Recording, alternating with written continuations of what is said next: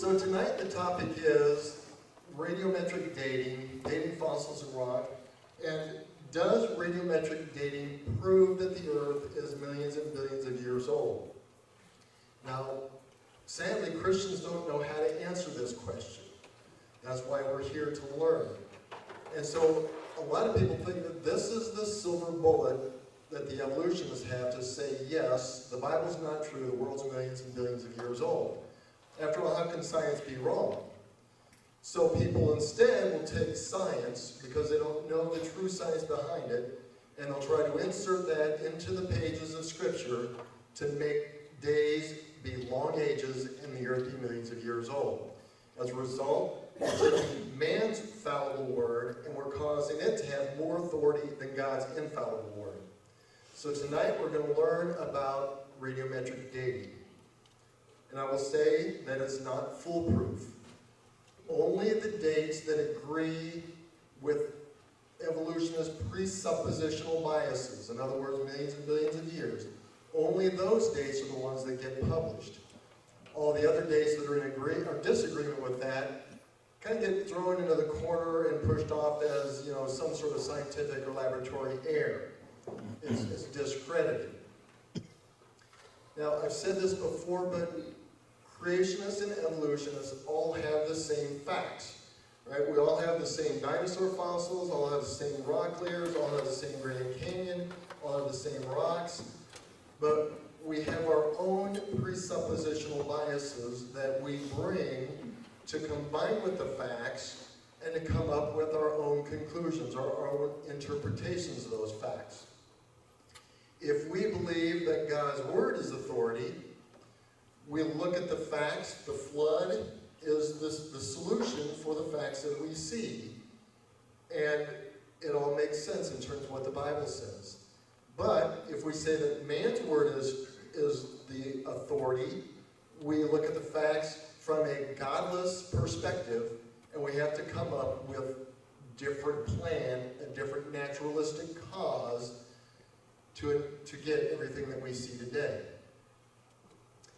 And since the Bible is God's infallible word, we should really be looking at that, again, I've said this before, as a filter to look at science in the background so that what we see in the world fits with what we read in God's Word.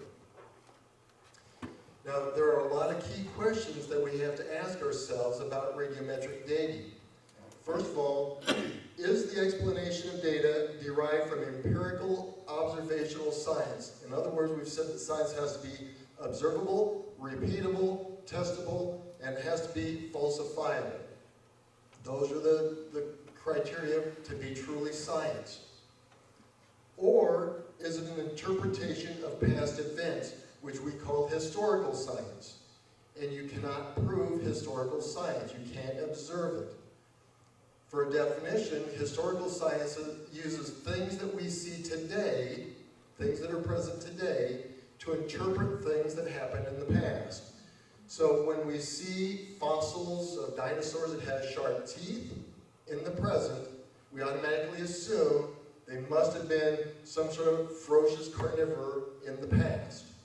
And the same can be said about carbon dating or radiometric dating. It uses scientific procedures in the present to explain what happened in the past. And what happens is you insert all the presuppositional biases of millions and billions of years. Additional questions. What are the assumptions involved in the dating method? Because every dating method, no matter what it is, has assumptions. You have to, because we worked there in the past to observe it, so you have to make assumptions. And then we have to ask ourselves, are the dates consistent with what we observe? Again, observational science fits into this. This is what we observe, not what we expect or what we desire, but what's actually observable. And then do all scientists accept the radiometric dating results as reliable? Just because we say, well, all the scientists believe this, that's a fault in logic. That's a fallacy of looking towards the many. So if a lot of people believe it, it must be true. That is a fallacy in logical reasoning. So let's begin tonight by talking about carbon-14 dating. Carbon-14 dating is used to measure once living organisms, plants or animals. It can't be used to date rocks unless there's organic material trapped in the rocks, and then you can date those things indirectly. But rocks cannot be dated by carbon-14. So if you're having an argument with somebody or a discussion, and they say, well, you know, carbon-14 proves that the rocks are old, you know immediately that they don't know what they're talking about. So just keep that in mind. You've got something on them right there. So what about coal? Can you date coal with carbon-14? It's a rock, but you can date coal because coal was made of once living things, made of plant material, and so it was once living, and so you can use carbon-14 to date it. What about diamonds? Diamonds were once carbon that were compressed over time with heat, and so they can be dated. It does have organic material in it. Now tonight I'm going to review some chemistry concepts with you. Don't worry. We're going to go slow here, but I think it's important to give you a background of what the real science says. So it's not just taking my word for it and you say, well, there's a guy that stood up and said you can't believe carbon-14 dating. I want to give you enough chemistry, not to scare you, I don't expect you to memorize this, but I want you to have an idea of the concepts behind this. So I'm going to go slow, and I think you'll understand this isn't that difficult after all. We'll start with the very basic building block of matter, and that's the atom. First of all, what's matter? Matter is anything that has mass and takes up space. I'm matter. I have to probably take up a little too much space anyway, but I am considered matter. Is the air we breathe considered matter? Think of blowing air into a balloon. The air does have a shape, and it does have weight, so air is also matter. So when you look at an atom, the basic building block, it's made up of protons, which are positively charged particles in the atom, and neutrons, which are neutral or no charge. And then you have electrons, which are the negative charged particles. The protons and the neutrons form the nucleus of the atom, and the electrons orbit around the nucleus in orbital patterns or shells. Now, how many people remember the periodic table of elements?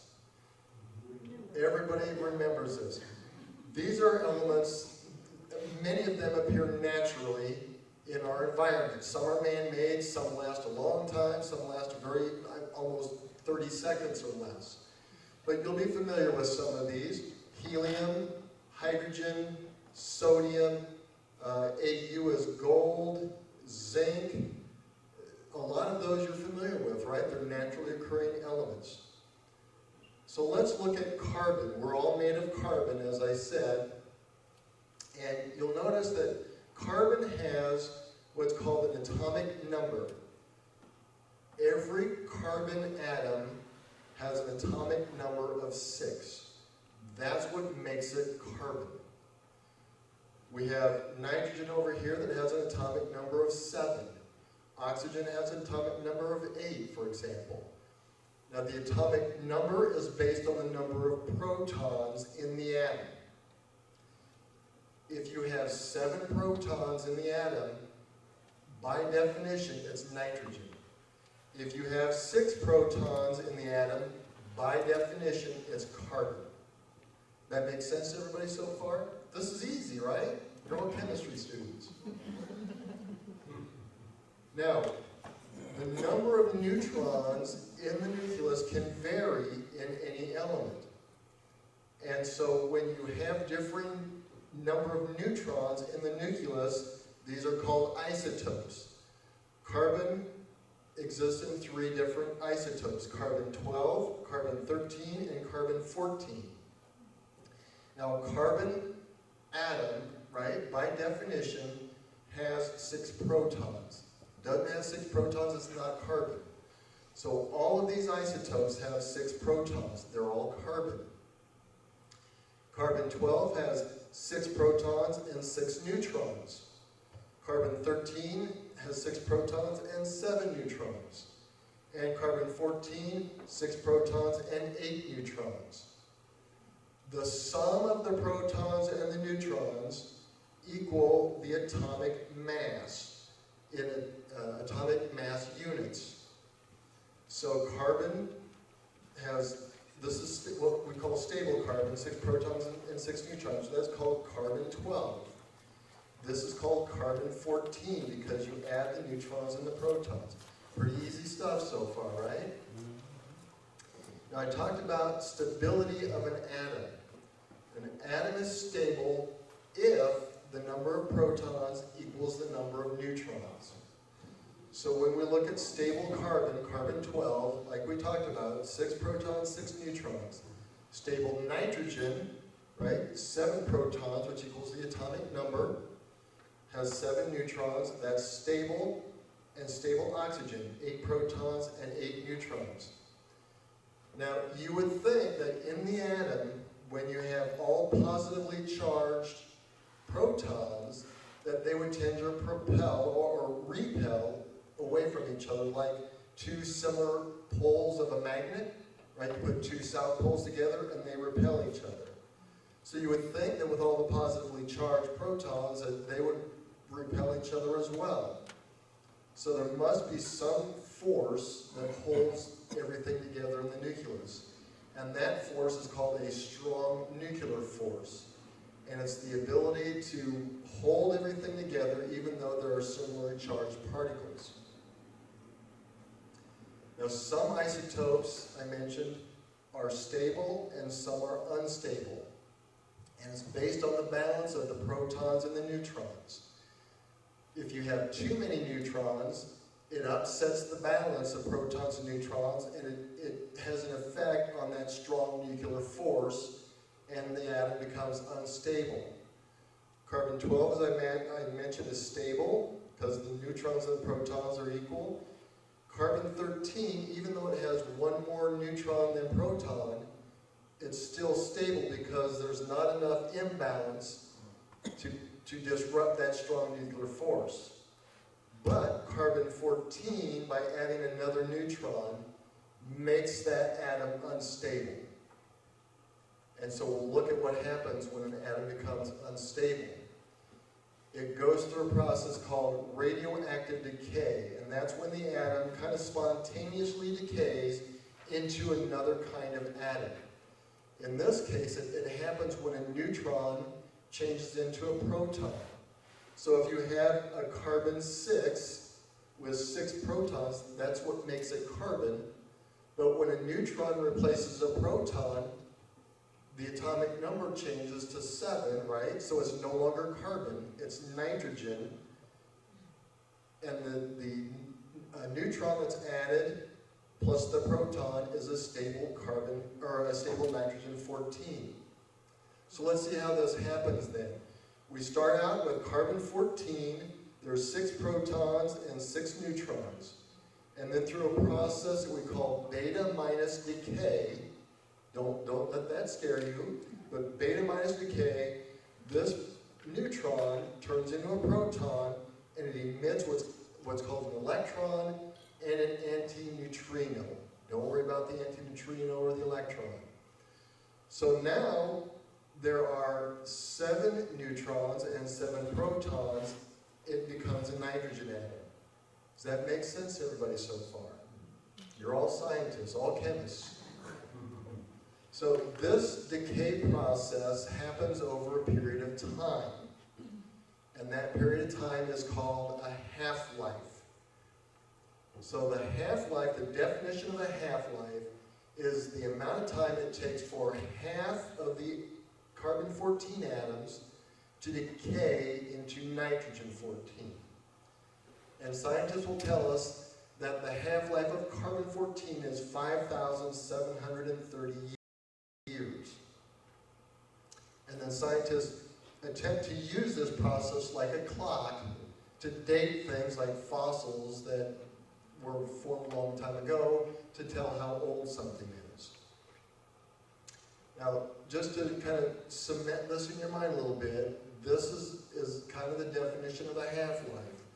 Let's say we start out, we've got a fruit jar, and it's 100% packed with carbon-14 atoms. Nothing but carbon-14 in there. After one half-life, 5,730 years, half of those carbon-14 atoms have changed into nitrogen. The rest are still carbon-14. In another half-life, another 5,730 years, half of the remaining carbon-14 turns into nitrogen, and the rest is still carbon-14. And after 3 half-lives, then you have a half of what's left. So over time, you can see the number of carbon-14 atoms there are is getting small, and the number of nitrogen that is decaying into are getting larger. Is it appropriate to discuss how we intelligent humans decided that the half-life of carbon was magically 5,700 years, or like jumping ahead? No, you're fine. The question is, how do scientists know that the half-life of carbon is 5,730 years? I don't know of anybody who has been around for 5,730 years to see this process. So that's a great question. So it becomes a process of extrapolating data. You know, since this was invented, we've got several decades here to say, oh, well, this looks like what we know. We can measure now until, you know, We've observed.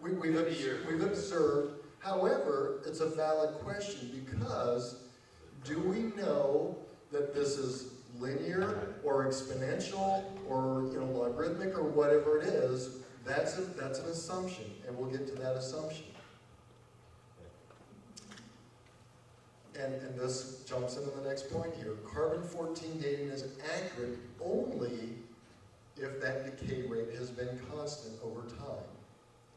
So we've extrapolated it, but what happened, you know, in the distant past? Now, you would think that if the carbon-14 is decaying into nitrogen, we would run out of carbon-14. But what is happening is it's being created in our atmosphere. One thing you'll have to realize and remember is our atmosphere is composed primarily of nitrogen. 78% of our atmosphere, the air we breathe, is nitrogen. The 21% is oxygen, and then there's a small fraction of argon and carbon dioxide and other gases. But nitrogen-14 is predominantly the biggest source of atoms that we have out there in our atmosphere. Cosmic rays, solar radiation, not really rays, they're more particles, but it's a different story. They come into our atmosphere and they create these energetic neutrons. And those energetic neutrons collide with one of our most common elements, nitrogen. And that neutron, when it bombards that nitrogen, it's almost the reverse of the decay process. The neutron bumps out the proton, so there's one less proton, right? It's no longer nitrogen, it becomes carbon, and that neutron takes its place, so now it has 8 neutrons, 6 protons, it's a carbon-14. Does that make sense to everybody?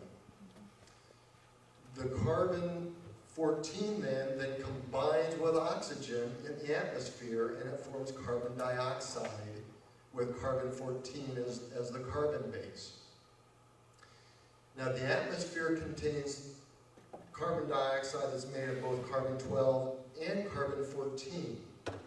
And so plants, through the photosynthesis process, right, it's how plants take in carbon dioxide. So it takes in both carbon dioxide with carbon-14 as well as carbon-12 atoms. Other animals eat the plants that have the carbon-14 and the carbon-12 in it. We eat the plants, we eat the animals, so we're ingesting carbon, both carbon-12 and carbon-14.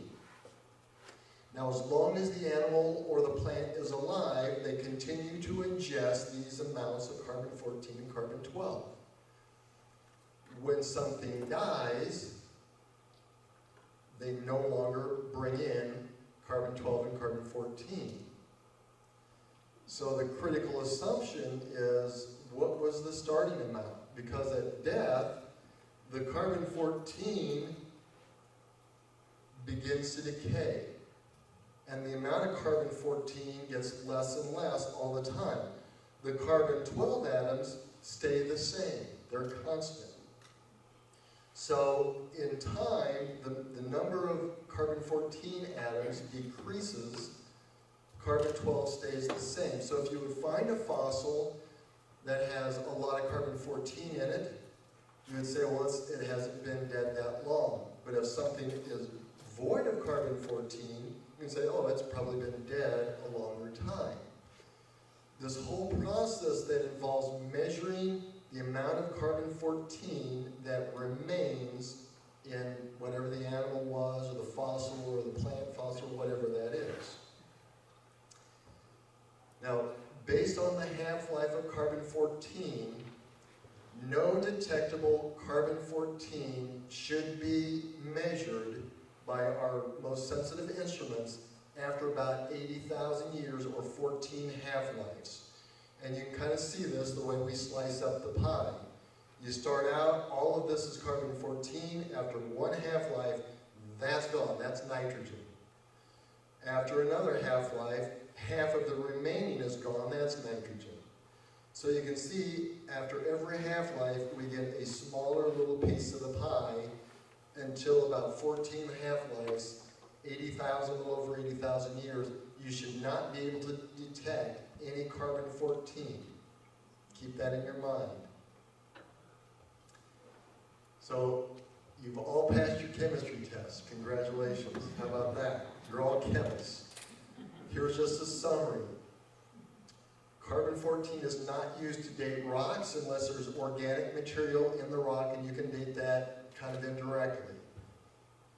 It's claimed that carbon-14 dating is only reliable up to 80,000 years or less, and it's never used to date dinosaur fossils. Why? Because your scientists, your evolutionists will say that dinosaurs died out 65 million years ago. So why use something that only has a reliability up to 80,000 years to date something that's 65 million years old? Right? That's a flaw in the assumptions. So here's the question then. If the Earth is only 6,000 years old, according to creation scientists, then why do we find all these fossils that are dated much older? That's a valid question.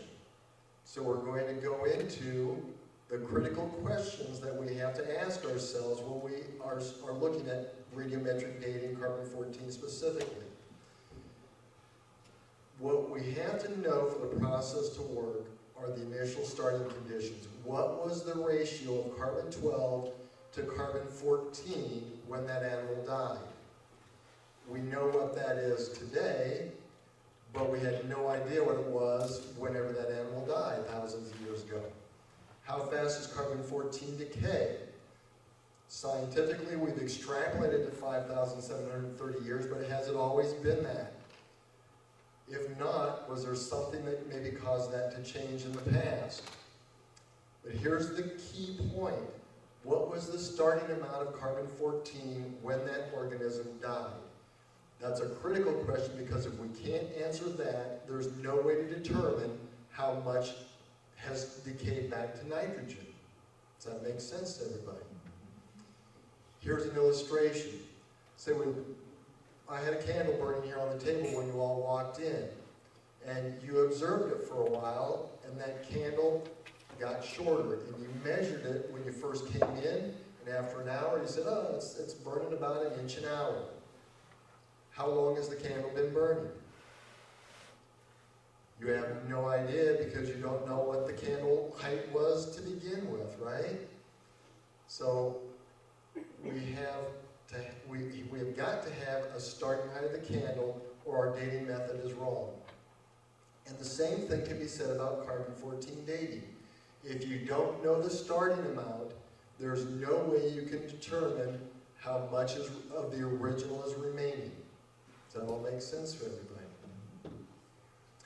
Now, scientists will attempt to determine what that initial amount of carbon-14 is by this critical concept called equilibrium. Now, we said that carbon is constantly being added into our atmosphere, and carbon is always constantly being removed by radioactive decay or radiocarbon decay. Now, the critical thing is if it's in equilibrium, it means that the amount of carbon-14 in the atmosphere is constant. That means the amount coming in equals the amount leaving. Here's another illustration. Let's say I've got a rain barrel, and I take a hose and I start filling it with water. What happens with the water level? It rises. What happens if I poke a hole in the barrel? Some of that water is going to come out as I'm pouring water into the top, some is coming out the hole. If the water level in the barrel still rises faster than it comes out, it's not in equilibrium. If I drill another hole in the barrel, and now it doesn't matter, I can keep pouring water in at the same rate, but the water's going out at the same rate, the water level in the barrel stays the same. It's reached equilibrium. If I punch another hole in the barrel and the water level in the barrel goes down, I'm not in equilibrium anymore. And that's the entire concept of equilibrium. So remember I said there are two types of carbon atoms that get into a plant because of the photosynthesis process, carbon-12 and carbon-14. And so to determine the initial amount of carbon-14 in whatever organism it was, we have to compare the ratio of carbon-12 to carbon-14 today and see how much carbon-14 is left. Now, we said animals and plants take in carbon-14 in the same ratio as it is in the environment. That's an assumption, right? That's another assumption that they have to make. In order to date something in the past, then we compare the C12 to C14 ratio in whatever the organism was that we're trying to date to what we have now. That's the process. Now, the ratio turns out to be 1 trillion carbon-12 atoms to 1 carbon-14 atoms. 1 trillion to 1.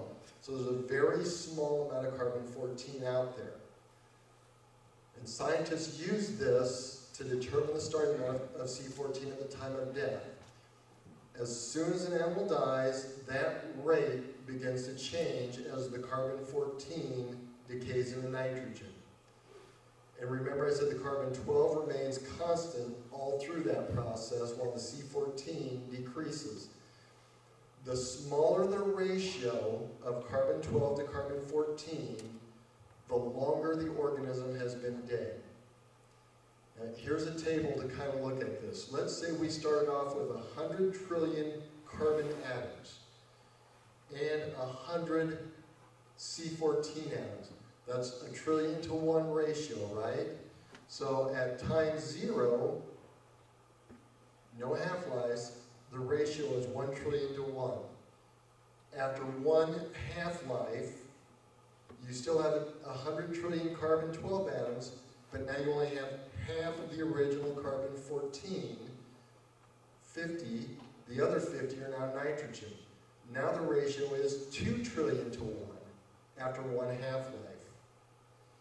Let's take another half-life. You still have 100 trillion carbon. Now you only have half of what was remaining after 1 half-life, or 25. The rest of those are nitrogen. Now the ratio is 4 trillion to 1. So you can see after each half-life, this ratio begins to get a lot smaller. After 5 half-lives, now it's 32 trillion to 1. 32 trillion carbon-12 to 1 carbon-14.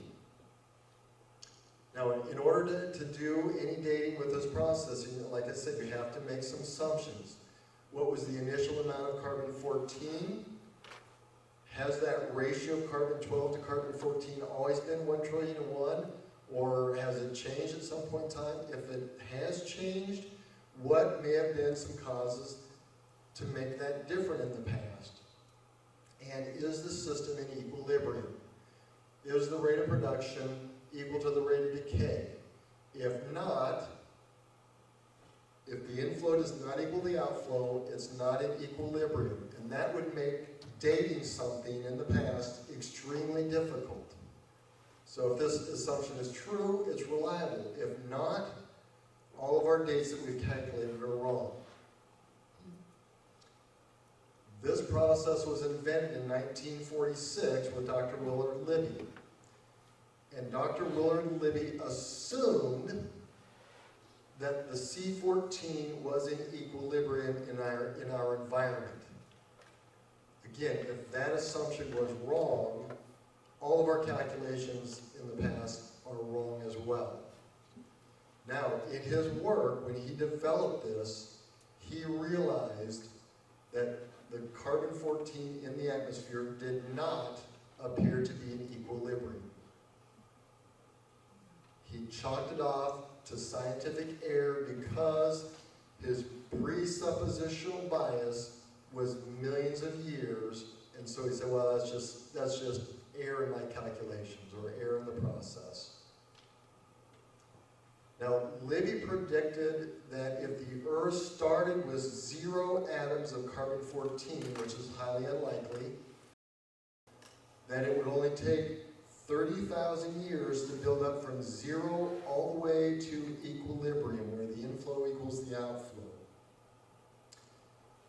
However, today, we know that the specific production rate is 18.8 atoms per gram per minute, and the specific decay rate is 16.1 atoms per gram per minute. Which means what? We're not in equilibrium. And so if we're not in equilibrium, and it should have only taken 30,000 years to get to equilibrium, worst case scenario that we started at 0, that means the Earth isn't 30,000 years old yet, right? Now, I'm not saying it's close to 30,000 years old, but it's certainly something is wrong with the dating method. Now, at the time when Libby invented this process, radiocarbon was being created in the atmosphere about 25% faster than it was decaying, so quite a bit out of equilibrium. So carbon-14 production and decay rates are not in equilibrium. Therefore, the initial assumption that the production of C14 to the decay of C14 has been proven false. And this makes knowing the starting amount of C14 in any fossil, any bone, anything, is impossible to accurately determine. Does that make sense? So we knew close to 75 years ago that C12 to C14 and the production rate of carbon-14 was not in equilibrium, but we've chalked that off to scientific error, and we've just used the data just because scientists say. Now here's a creationist interpretation. Noah's flood created mass devastation, destroyed the entire world. So if we assume that there was 0 carbon-14 after the flood, which again is probably highly unlikely, there's probably carbon-14 there, but let's take the worst case scenario. Let's back up this chart then. We're not in equilibrium yet, so we have to be less than 30,000 years old. Again, I'm not saying we're close to 30,000, I'm just saying something's wrong with the dating process. Now, as we've discussed, we know C12 to C14 ratios are not constant, and they haven't been in the past. We're not in equilibrium. So are there any processes that have happened in the past that would impact what those those ratios are or the rate of production is. And I would say that we're going to look at several that could have been a possibility. But first, I'm going to kind of put this in a different frame that you may understand a little better. I'm going to kind of flip this ratio, C12 to C14, so it's a fraction form that you might understand a little better. So carbon 12 to carbon 14, 1 trillion to 1, or 100 trillion per 100. Same thing, right? Now, what's one way that I can make this ratio decrease? I can increase the denominator, right? Which means if at any point in time in history that carbon 12 production was higher, that would make that rate smaller. 200 trillion to 100, or 2 trillion to 1, for example. I could also make carbon 14 lower. I can make the numerator in that fraction lower. So if there was any point in time in history where the carbon 14 production was less, that would make this ratio decrease as well. So we've said that if that ratio of carbon 12 to carbon 14 is decreased, it could either be an increase in carbon 12 or a decrease in carbon 14. That makes sense to everybody? Okay, I'm seeing a lot of heads nod. The decay of the Earth's magnetic field could possibly be a reason for the change of carbon 14 in the past. Now, when God created the Earth, He created the Earth with a magnetic field. The magnetic flux lines come from the poles, the South Pole to the North Pole, and it surrounds the Earth with this protective barrier.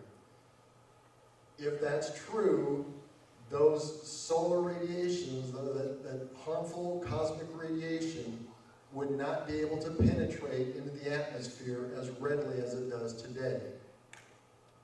So remember how I said carbon 14 is produced?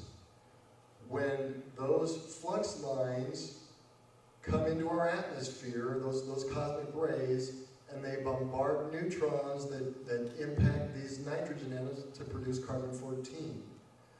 So in the past, if the magnetic field was stronger, it would have deflected these solar winds, solar radiation from the sun.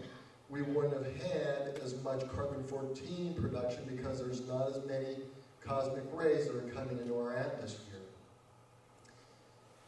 Now, I want you to listen close, because I want to see the light bulb start going off in people's heads. Because if we didn't have as much carbon 14 in the past compared to how much carbon 14 we have today, that would mean that something in the past already had less carbon 14 in it than we have today, so it would give the appearance that several half-lives have already been passed, and it's older than what it really is. Do I see the light bulbs going on? Okay, so that's critical, and so the question is, has the Earth's magnetic field been stronger in the past? Yes, it has. We're only showing from 1900 to 2000, and you can see the decay of the magnetic field intensity. But in 1845 is when scientists first started measuring the strength of the magnetic field. And it's 10% weaker today than it was in 1845 when they first started measuring it. Now, scientists say that the best estimates are that 1,400 years ago, the Earth's magnetic field was twice as strong as what it is today, and 2,800 years ago, possibly 4 times stronger than what it is today. Now remember, a smaller ratio of carbon 12 to carbon 14, say 2 trillion to 1, would give the impression today that something has been dead a lot longer than it really is. That's a critical hole in the whole carbon 14 dating method. Are there other things that may have happened that made that rate different? Remember, carbon-14 and carbon-12 both combine with oxygen to form carbon dioxide.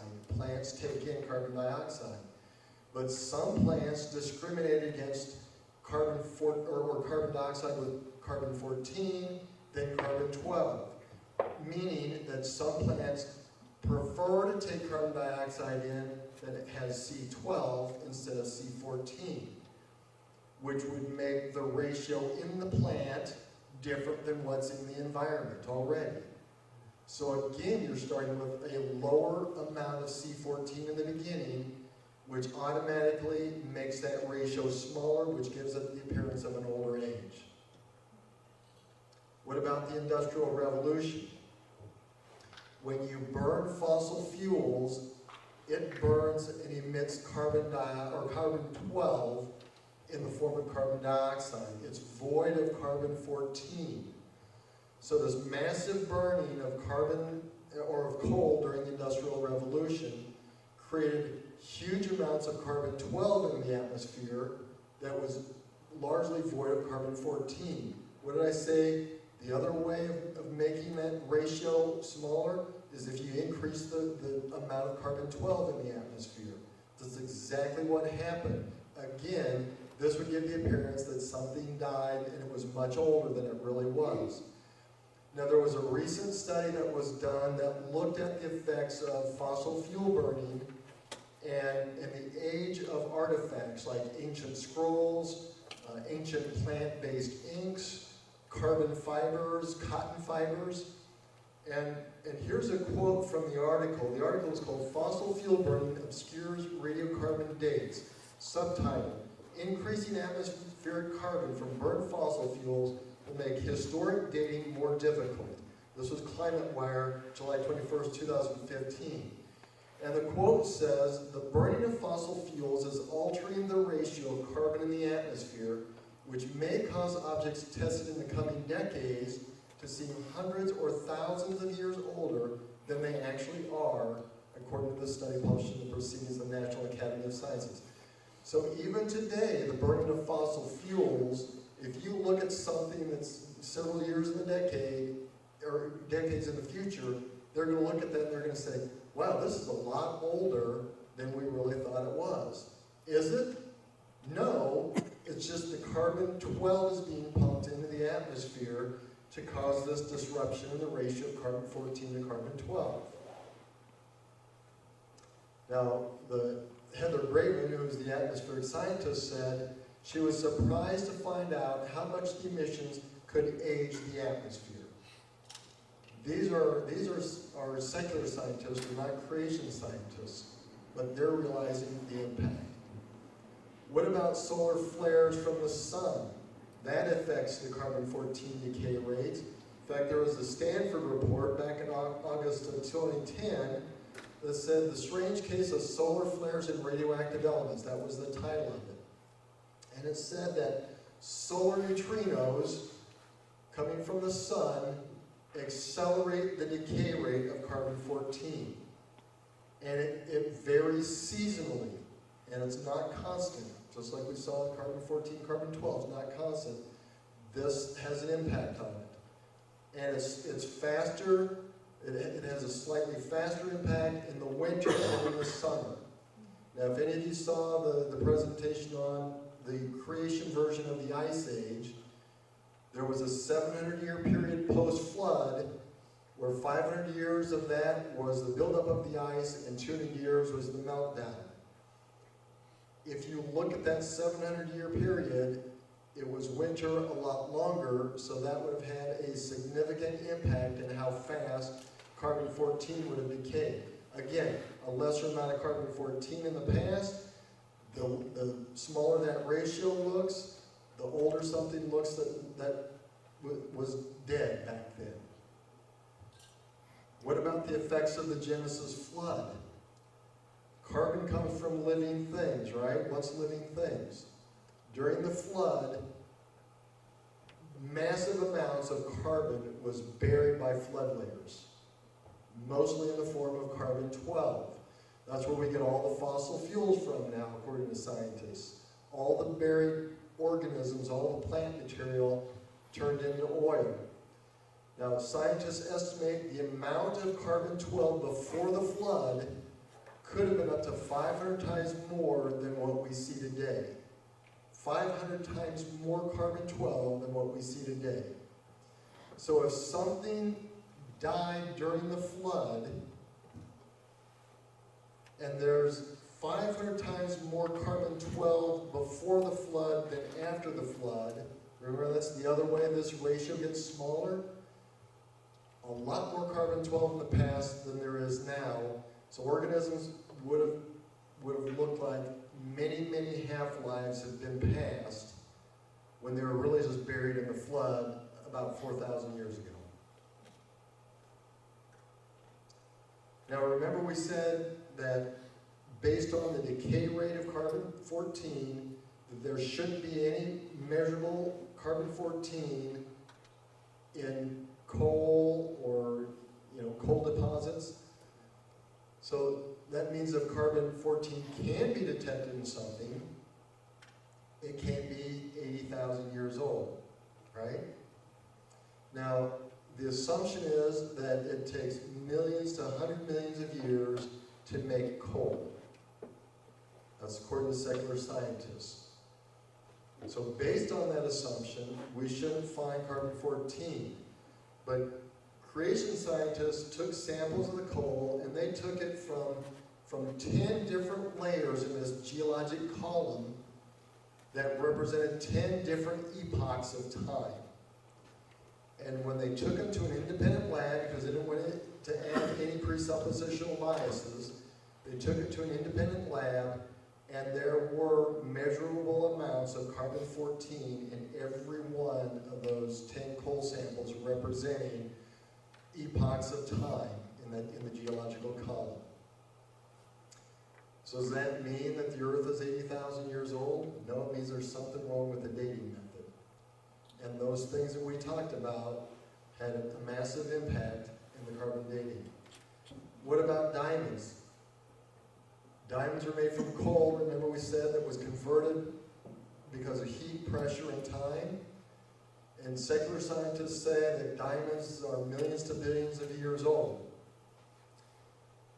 Now, if there were carbon-14 atoms found in diamonds, that would be a pretty good indication that this Earth isn't as old as everybody says it is, correct? Scientists found some rocks that they dated with the potassium-argon isochrone dating, and I'll talk about how to date rocks in a little bit here. And they dated those rocks at 1 to 2 billion years old. Inside the rocks, they found 12 diamonds. They used carbon dating on those diamonds, and the average date, or the average age of the diamonds was 58,000 years. Now, the crystalline structure of a diamond is so hard that it's very difficult to infuse carbon-14 atoms in it or to take any out. It's almost a closed system because the structure of a diamond is so hard. So I have two questions. Number one, if diamonds are supposed to be millions and billions of years old, why are there still traces of carbon-14 in them? And the second thing is, how do you find 58,000-year-old diamonds in 1 to 2 billion-year-old rocks? You know, that's an inherent problem in and of itself. Now, what about human remains? Because we're always told scientists uncovered this early human that's 50 to 70,000 years old. Now, fractions of bone have been found, human remains, in different localities around the North American continent. And they were dated with radiocarbon analysis by an accelerator mass spectrometer. That's a machine that can separate the individual atoms to tell how many there are. Now, they were previously assigned ages ranging from 15,000 years to 70,000 years old. That was the previous assumptions that they got. There was another study done, and it says, the title is Major Revisions in the Pleistocene Age Assignments for North American Human Skeletons by C14 mass spec. And in the article it says that ancient human skeletons, when dated by the new accelerator mass spec technique, give surprisingly recent dates. In one study of 11 sets of ancient human bones, all were dated at about 5,000 radiocarbon years or less. You know, Christians and creation scientists would say that the earth was only about 6,000 years old. Man was created on day 6. We would expect to be about 5,000 to 6,000 years old. Certainly no older than 10,000 years old. Here's another quote from a paper that was entitled Radiocarbon Ages in Error. It says, the trouble of the radiocarbon dating method are undeniably deep and serious. Despite 35 years of technological refinement and better understanding, the underlying assumptions have been strongly challenged. It should be no surprise then that fully half the dates are rejected. The wonder is that the remaining half came to be accepted anyway. Even the secular scientists are admitting their own mistakes here with the carbon-14. Summary of carbon-14 then. Its accuracy is dependent upon the ratio between carbon-12 and carbon-14 to be in equilibrium. We know that that's been proven false. It will only take about 30,000 years to reach equilibrium. At the time this process was discovered, we were already 25% out of equilibrium, and we went through a number of different factors that would affect the production rate of carbon-14 or the amount of carbon-12, making something appear older than it actually is. Ancient coal and diamonds still contain carbon-14, and so this would indicate that the Earth is not really as old as everybody says it is. Well, I've lost everybody with carbon-14. Does that all make sense? Okay. So real quickly then, let's look at radioisotope dating of metamorphic and igneous rocks. As I mentioned, you can't use carbon-14 to date igneous and metamorphic rocks. Igneous rocks are those rocks that solidify out of molten magma, molten material. Metamorphic rocks are sedimentary rocks that have been changed, they've been metamorphosed, and they've been melted with heat and pressure.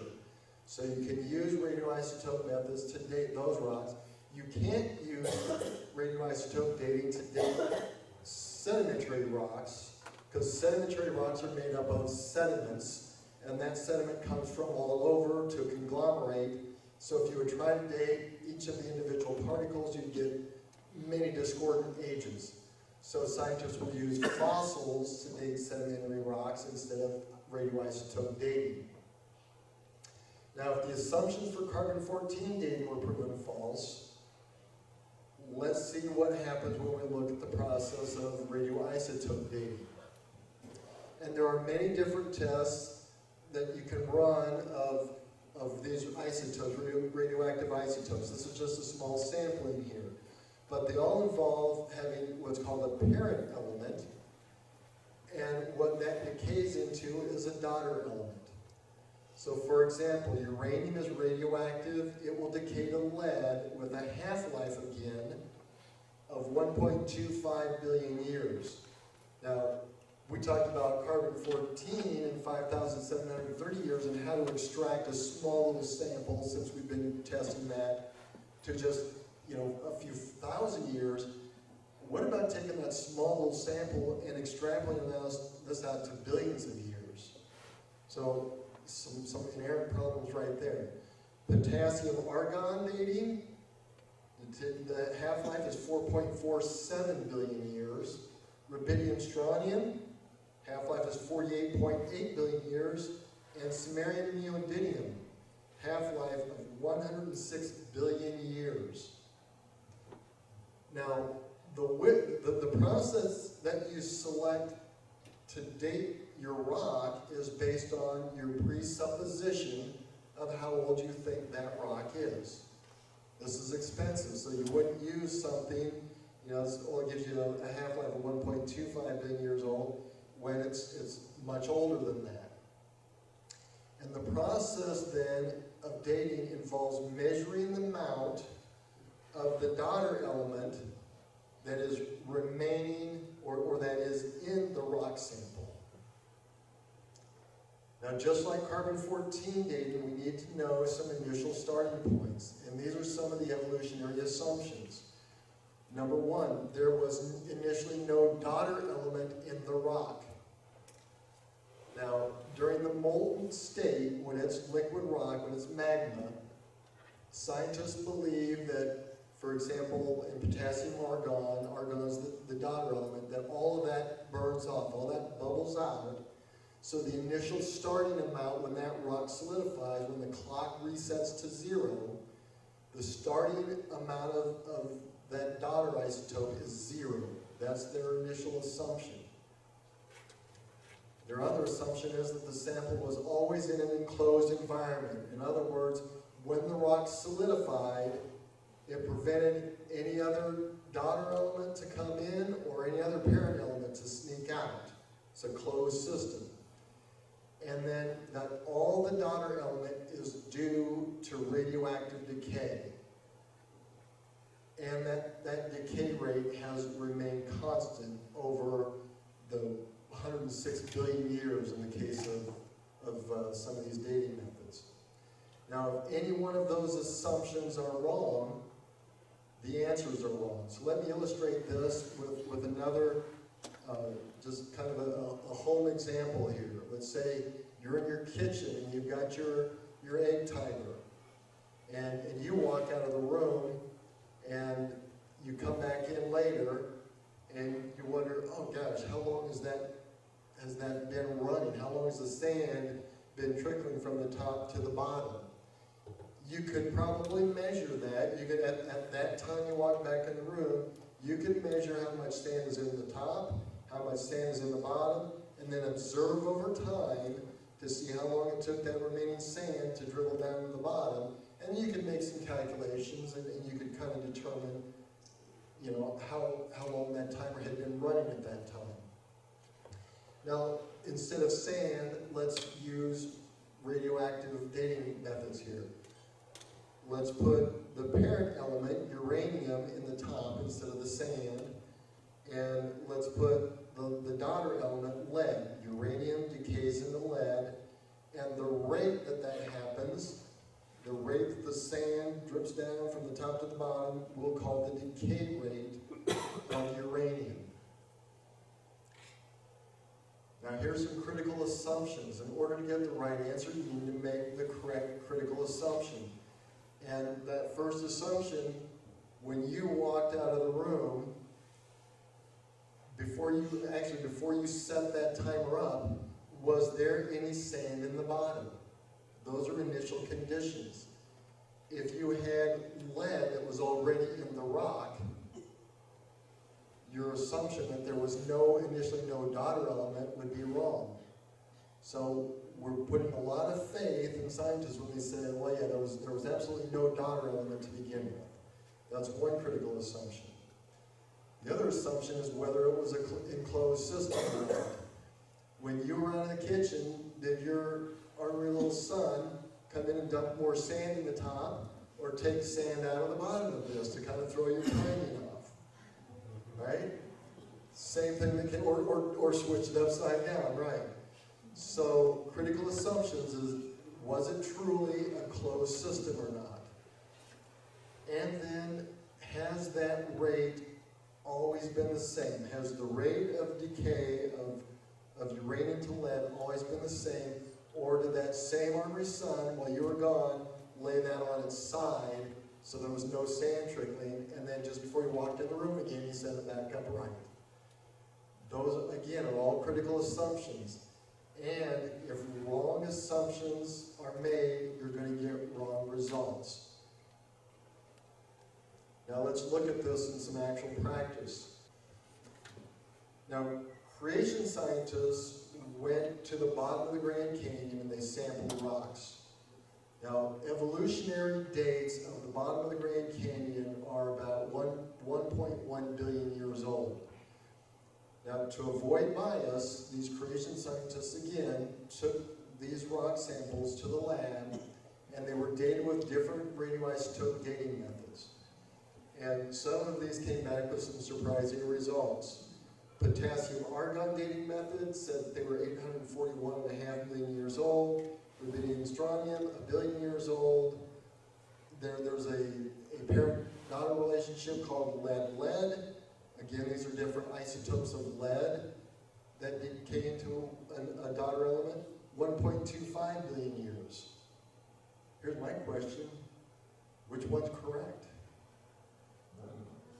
None of them. That's a good answer. Many times when you date rocks by different isochrone dating methods, you get all kinds of different ages here. Those same scientists then took samples of a basalt lava flow that resulted from a volcano at the surface of the Grand Canyon, at the top of the rim, that then flowed down to the bottom, and they took samples of that and they had it dated also, and they compared the date of the basalt from the volcano at the upper level with the Cardenas basalt that was supposed to be Precambrian at the bottom, and they used rubidium-strontium isochrone dating methods, and what they found was the basalt at the top of the canyon was 270 million years older than the basalts at the bottom.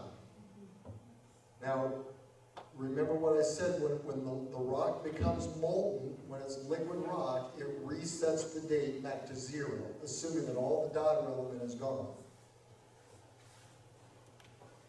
Evolutionists would say that this rock should have been 1 billion years older than the rock at the top. Something obviously is wrong, because to have 270 million year old rock or older rock at the top than the bottom is definitely a problem. And now what about Mount St. Helens, right? Everybody remembers when that erupted? 1980. Now, it formed a lava dome, and again, according to evolutionists and even creation scientists, when that lava dome was molten, it set the date back to 0. That's the worst case scenario. And so then as that rock cooled, it should reset that clock. Now, 11 years later after that, in 1991, creation scientists went to the lava dome in Mount St. Helens, and they sampled rock from the lava dome. And they used 4 different methods to date those rocks. Again, took it to an independent lab to test them. The results came back ranging from 340,000 years to 2.8 million years old. And we know that at the time we tested them, they were 11 years old. So, if the dates are wrong when we know the age of the rock, why would we trust them when we don't know the age of the rock? Miners were also drilling a ventilation shaft in a new coal mine in Queensland, Australia, and when they drilled the shaft, they ran into pieces of wood. Some were charred, some were ash, some were intact pieces of wood, and some tree roots in here with the siltstone. Now, they dated the tree roots and the wood with carbon-14 dating because it was once living material, and they dated that as 45,000 years old. They dated the rock as 45 million years old. So how do you get 45,000-year-old wood in 45 million year old rock? That doesn't work either, does it? We've got a problem there. There must be a problem with the dating method. Now, I mentioned this last time, I showed this last time, that there are hundreds of physical processes that set limits on the age of the Earth. And most of these are based on uniformitarian principles. Remember, all the things that are occurring today, the same rate and magnitude, are the same rates and magnitudes that they've always occurred over time.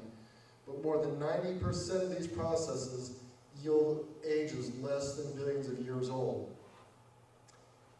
Now, scientists generally throw out those because they don't fit their preconceived idea, but all of their dating methods are really based on faulty assumptions because man is fallible. Now, as I wrap up, we're going to close with 2 different studies that have been taken by 2 different groups of people. A group of Martians came down in their spaceship, and their whole goal was to determine what the average age of a high school kid was. We've got some high school kids here, so we're going to see if their dating methods were right. So they decided that they would measure the height and find out what the average height is of all the high school students. And they did that, and they said, oh, average of 65 inches tall. They observed this over a period of a year, and they said, well, they grow about, on average, 1 inch per year. So that makes them 65 years old, right? Makes sense. Not to be outdone, there was another group of aliens that said, yeah, we're going to conduct the same experiment, see if we come up with the same results. Instead, they used a different dating method. They used weight, and they said, well, the average weight of a high school student is about 130 pounds. They observed the weight gain over a year, that it was about 2 pounds per year. Well, 130 pounds divided by 2 pounds per year, that's an average age of 65 years old. We used 2 different dating methods, and we came up with the same answer, 65 years. That's the average age of a high school student. However, they ignored the testimony, the eyewitness testimony of the parents, and said, no, wait, our son's 16, our daughter's 16, our son is 17 and 15. The average age of a high school student is only 16 years old. So what went wrong? The assumption of a 0 initial starting condition. Newborn baby is 0 inches tall and 0 pounds at birth. Right? Those were the initial starting conditions that were wrong. It was the assumption that was wrong. They assumed a constant rate of increase. Constant increase of whether it was height or weight during that whole period of time. But the critical thing is, they disregarded an eyewitness testimony of the parents. Now, folks, when we dig up fossils or rocks or whatever, do they have stickers, tags on them that say, hey, I'm 65 million years old? No, they don't. We know that God is the creator, and He created everything ex nihilo, out of nothing. He knew the initial starting conditions. He sent a worldwide flood to destroy the entire earth, upset the balance of nature, of all the carbon-14 and the carbon-12 and all the other dating methods that we have that aren't right anymore. And you know what? Maybe we shouldn't discount the eyewitness account of Jesus Christ, who was there at the beginning. John 1:3 says, in the beginning was the Word was with God, and the Word was God. He was with God in the beginning, and through Him all things were made, and without Him nothing was made that has been made. We have an eyewitness testimony who observed the creation account, and we have His Word, and His Word is true. Why don't we trust this? Instead, we trust the fallible opinions of man and the authority of man. Psalm 118, verse 8 also says it is better to trust in the Lord than to put confidence in man. And that's what we need to keep in mind every time we hear something from science that discredits the Bible, or that a new discovery say that disproves the Bible. We need to remember it's better to trust in the